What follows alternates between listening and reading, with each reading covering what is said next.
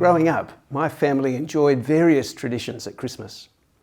Dad would always cook the roast turkey, usually on the Weber, and we'd gather over the hot meal, often with the air conditioner on, wearing paper hats and sharing the bad jokes from the Christmas crackers.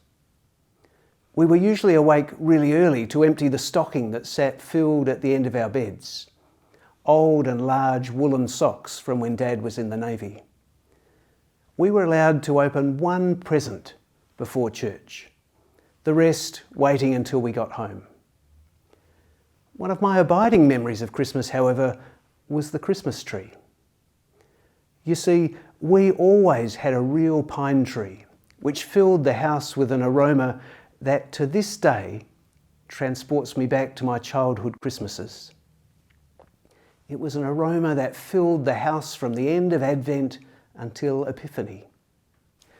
The tree was the place we would gather, with much excitement and joy and hilarity, to open presents, eat shortbread and tell stories. When I think about all the Christmas traditions I enjoyed as a child and the ones I still enjoy, I realise that they are all about physically gathering us. Even as my sisters and I got older and more independent, my family's Christmas traditions always brought us together.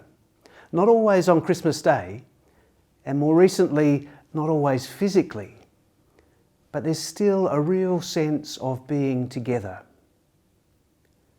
In Luke's Gospel, we're told that the shepherds gathered around the manger in which the infant Jesus was laid.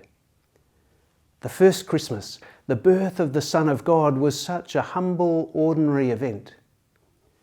And one of the things that strikes me most is that the tiny baby in that manger gathered complete strangers in complete awe around him. When I think about Christmas, I think about those who will gather around tables to share food and gifts and stories.